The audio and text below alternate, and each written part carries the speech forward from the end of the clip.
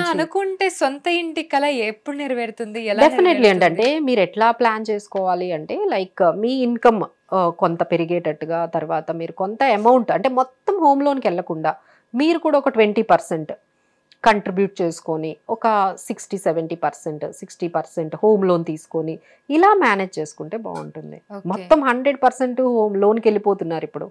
So అది కొంచెం మీకు ఏంటంటే ప్రాబ్లమెటిక్గా ఉంటుంది. అదే మన ఇన్కమ్, మన ఎక్స్పెండిచర్, మన గోల్స్ ఏంటంటే it should not be house is a prioritized goal. Okay. హౌస్నే మనం మొత్తం మన లైఫ్ అంతా హౌసే అన్నట్టు పెట్టుకుంటారా? కొంతమంది అలా పెట్టుకునే వాళ్ళు కూడా పెట్టుకునే ఉన్నారు. వాళ్ళు ఉంటారు. బట్ ఏంటంటే ఈ సిచ్యువేషన్ లో ఎందుకు ఇప్పుడు వద్దంటున్నాము? ఎందుకంటే ఒకవైపు రియల్ ఎస్టేట్ ఎంత కాస్ట్లీ అయింది. చాలా. 1 crore పెడితే గానీ రాదు. అదే 20,000 పెడితే అదే ఇంట్లో ఉండొచ్చు. అవును. It's sense right. అప్పట్లో మేబీ మనకన్నా ముందు జనరేషన్స్ కి వాళ్ళకి రియల్ ఎస్టేట్ చాలా తక్కువ ఉండేది కదండి. Mm. సో వాళ్ళకి అది వర్కౌట్ అయింది. ఇల్లు కొనుక్కోవడము, హౌస్ కొనుక్కోవడము.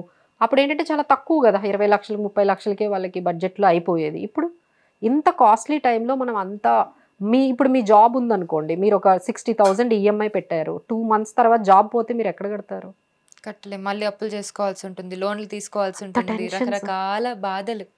అంత టెన్షన్. ఇంకా అంటే ఇది is like you are getting married with house అన్నమాట. ఇక అదొకటి మీ బర్డన్ అలా కంటిన్యూగా.